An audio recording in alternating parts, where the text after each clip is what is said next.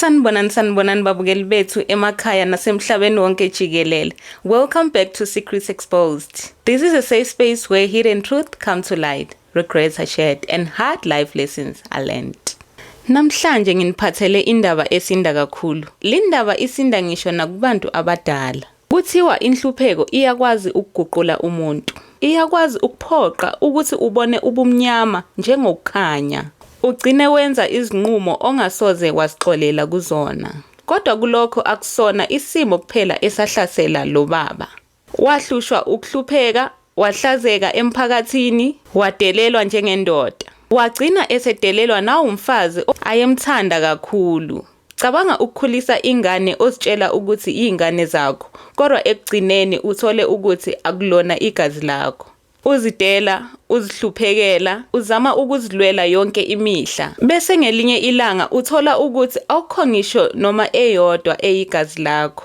Kanti-ke futhi ubaba ngenkathi efuna ukubalekela inhlupheko, wazithola engena endleleni eyamshiya, ephila nokuzisola okukhulu. Umbuzo omkhulu uthi, ingabe impumelelo iyathengwa na? Futhi umuntu angakwazi na ukubalekela imphumela yezinqumo zakhe?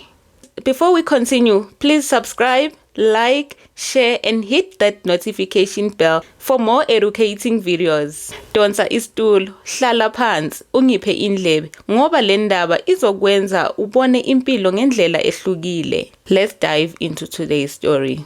Sawubona ndodakazi, ngiyabonga abantu bayabhala izindaba eziyisimanga ezenzeka ezimpilweni zabo. Nami ngithathe isinqumo sokuqhunga isibindi ngibhale eyami. Impilo ingishayile mntanami, yangilahla phansi ngaze ngaswela amandla okuvuka. Mina ngingubaba womuzi kodwa iqiniso lithi awukaze kube lula ukuba indoda yomuzi uma ungasebenzi ngapha kunabantwana abahlanu ababheke wena. Uvele ube yisehluleki sendoda nomfazi ugcina engasakuhloniphi esetshola. Ngiqale ukuthengisa ama second hand clothes ngoba ngibona umndeni usukhulile futhi indlala isibhekile. Bengivuka ngovivi amakhaza asebusika engishaya ngqo emathanjeni. Ngiyofuna ama-order eBenon. Ngithwale impahla ezisindayo ngihambe nazo ngiyozithengisa eCosmo City eLouis. Sometimes bengihamba nginqonqoza emzini yabantu ngincenga ukuthi bathenge ngesikweletu, bangibhadale uma kuphela inyanga. Ibhizinisi alizange lingikhambele kahle. Imali ibiphelela ku-transport. Bese laba omakhelwane ebengiphila nabo emkhukhwini bebengabhadali kahle ekupheleni kwenyanga. Bebengisokolisa kakhulu ngigcine sengilwa nabo mase ngifuna imali yami. Lokhu bekwenza ukuthi kuliwe njalo ekupheleni kwenyanga ekhaya.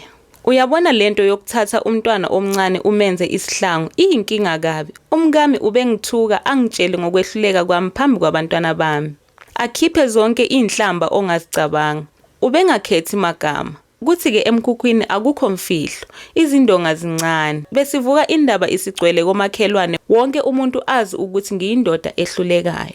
Ngangisaba nokuhamba emphakathini ngenxa yamahloni.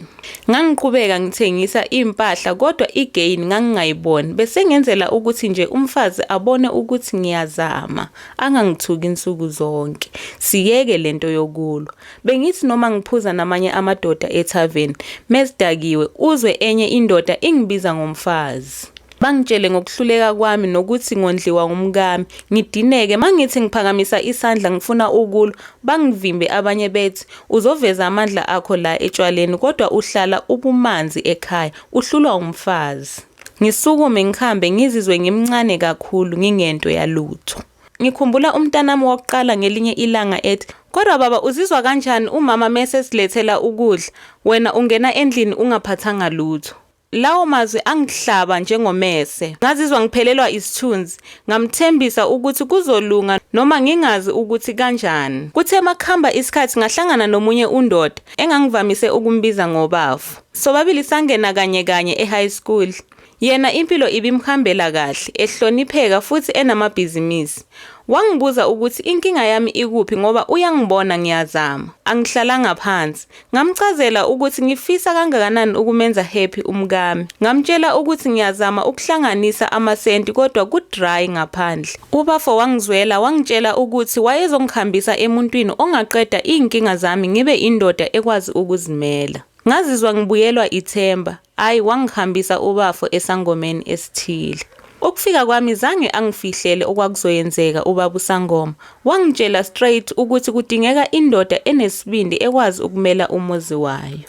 Ngavumela phezulu ngoba indlela engangihlupheka ngayo ibingathandeki. Wangitshela straight ukuthi ngangizoshonelwa umntana ukuze ngikwazi uku-attracta imali nokuthuthuka. Ngibe nenhlanhla yemali. Okusho khona ukuthi imali yayizongilandela. Ngicabange umfazi ngendlela ahlanya ngayo. Angabakwazi ukuthi yimi engibulele umntanethu wayezongcwaba ngiphila. Ngithuke ngimtshele ubaba ukuthi angikaze ngibulale muntu. Angeke ngikhona kodwa enhlizweni ngiyasho ukuthi impumelelo nenhlalakahle ngiyayifuna. Mangibona ukuthi ubaba uSangoma akancengi ngapha ubafo lo ongihambise kuleya ndawo ungikhokhele ngicabange ifuel nemizamo ayenzile ukuzongilanda.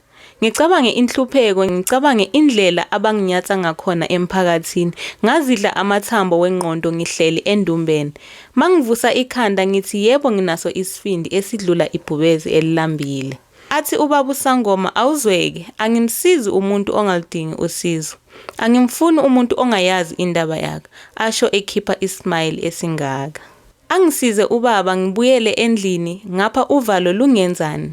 Sengilindele isifo noma inini, angilali nasebusuku, angazi omuphi ozoshona kuqala kubantwana bami be-5. Liphele iviki akekho shonile, iphele inyanga akekho shonile, kuphele unyaka akekho shonile. Kodwa izinto seziyangihambela kahle. Sengithenge nemoto nga-akha umuzi omuhle, sengine-tavern, ihlezi igcwele. Imali ingena njalo, senginabafana abasebenzela mina, sekukhona nabantu abangibiza ngeboss. Sengiyahlonishwa la ngihamba khona, nomfazi usengibeka endaweni yami. Nami ngijabule ukuthi sengiyakwazi ukuzimela njengendoda. Anginaye umntwana engimbulele. Izandla zami ziclean. Kanti ngiyazikhohlisa kufike lapho ibhizinisi yami isiqala imali ayisangeni ngendlela engijwayele. Ngibekezele cishe u3 months wonke. Sebeyangihleka futhi abantu, sengithengise nemoto. Ngikhumbule lapho engiphephele khona onyakeni odlule. Ngibuyele kubaba oweSangoma ngifike ngimethulele indaba yami ngingashiyi lutho. Ubaba angicazele ukuthi kukhona umntana ondlulile emhlabeni, yingakho bengi-attracta imali ngithuthuka. Ngithi no man, akekho oshonile. Ngicabange ukuthi kanjani. Ngase ngikhumbula ukuthi kukhona untombazane engamkhulelisa ngaphika isisu ngisaba umfazi wami ngoba wayezongihlanyela. Ngicele ukuphuma kancane endumbeni. Ngingene ku-Facebook ngicheke ibaby mama. Nhlanhla ngimthole sikhulume ngefoni. Aqale angithuke agcine engitshela ukuthi umntwana yebo ushonile onyakeni ondlule. Akagulanga. Bacabangela ukuthi ushayo izinto ngoba uvuke efile.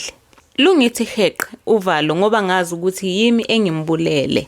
Kwangithusa kakhulu ngoba bengazi ukuthi ubulawe yimi kodwa ngizilwise naye ngithi why ungangibikelanga ngoba igazi lami. Indlule ngibuyele endumbeni siqhubeke ngomsebenzi. Isangoma sithi khona ingane ezoshona ukuze ngikwazi ukuvuka ngikwazi ukuzimela njengaqala. Ngibuyele endlini uvalo lungiphethe.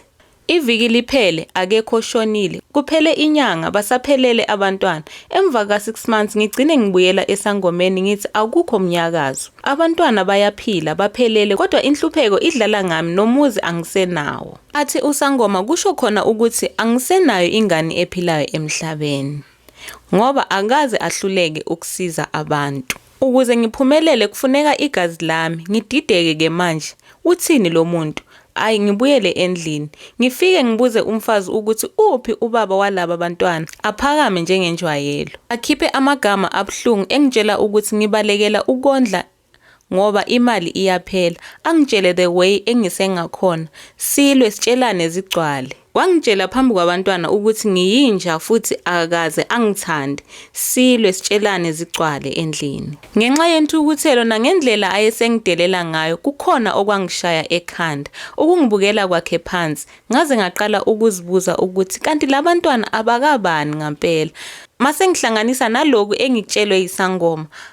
Kwasho ngempela ukuthi kahle ngiyothatha iDNA test.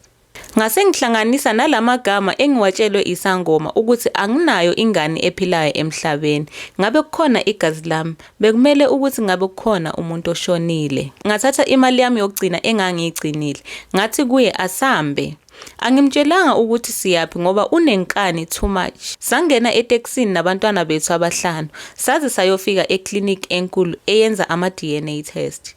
Mabebona ukuthi kuthathwa igazi ne-DNA test, wangithuka njengenjwayelo, wenza idrama phambi kwamanesi, wathi, "Ucabanga ukuthi ngiyisifebe wena nja endala. Ulahla imali yokugcina kunokuthi uthenge ukudla." Ngathula mina ngoba ngifuna iqiniso.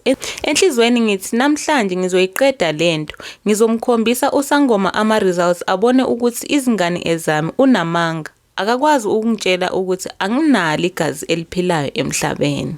Emva kwamasonto ngibuyele kudadewethu owayengisiza ukulanda ama-results njengoba mina ngangisesimeni esibi somqondo. Savula envelope ehhovisi likadokotela. Ngathuswa amagama kadokotela ngenkathi ethi, "Mnumzane, yiba namandla." Qala ngabheka ingane yakuqala. 0% probability, akusiyo eyami. Ngabheka eyesibili, akusiyo eyami. Sengiyajuluka ke manje, uvalo lungishaya ngamandla. Ingane yesithathu, akusiyo eyami. Eyesine, akusiyo eyami. Eyesihlanu, akusiyo eyami. Ngazizwa ngiphelelwa amandla emadolweni. Ikamelo laqala ukuzungeza. Umoya waphela phakathi kimi. Ukuthi kwenzakalani emva kwalokho, uNkulunkulu uqobo lwakhe okwaziyo. Ngawa phansi, ngavukela embhedeni wokufa esibhedlela. Ama-machines elila eceleni kwami. Mangivula amehlo ngokukhulu ukuzikhandla, ngibona umfazi wami uhleli eceleni kombhede. Kunokuba abe nozwelo wasuka wathi kumina ngezwi elibandayo, "Uyasigulisa wena. Ukutholile lo kade ukufuna." Baphinda bangifundela awengane yokugcina sengivukile mntanami, becabanga ukuthi mhlambe bengingafundanga, bengingezwanga kahle njengoba ngingafeyinta. Ingane eziwu-5, ngondla umndeni ongasewona owami impilo yami yonke, u0. Akekho owami umntwana. Babukeli, siyifundile indaba ebuhlungu kakhulu. Le ndaba isifundisa ukuthi izinqumo esizithatha ngesikhathi sobuhlungu zingasilandela impilo yethu yonke. Inhlupheko inzima, kodwa akusho ukuthi zonke izindlela zokuphuma kuyo zilungile. Kubo baba, ngiyazi ukuthi kunzima ukuhlala ekhaya ungakwazi ukunakekela umndeni wakho ngokuphelele. Kodwa ningalahli ithemba. Isimo singaguquka anytime. Ningavumeli ukuhlazeka noma ingcindezi inihlasele. Futhi iniphoqe ukuthi nenze izinqumo enizozisola ngazo impilo yonke. Kubo mama, amazwi esiwakhulumayo emakhaya anamandla futhi anomthelela. Kwesinye isikhathi angakwazi ukumakha umuntu noma ambhilize. Ake sifunde ukukhetha amagama. Asikhuthazaneni, sihloniphane futhi sibambisane ngesikhathi esinzima. Kanti futhi ukwethembana emshadweni kuyisisekelo somndeni. Wena ubungenze njani ngabe usezicathulweni zalomlisa? Ubuhlungu abuzwile nangendlela ayithathile. Cela usibhalele kwi-comment section. If you like this video, please do not forget to like, share, subscribe and hit that notification bell for more real and educating videos. Thank you so much guys. Have a beautiful day. God bless you. Inithanda isdudla.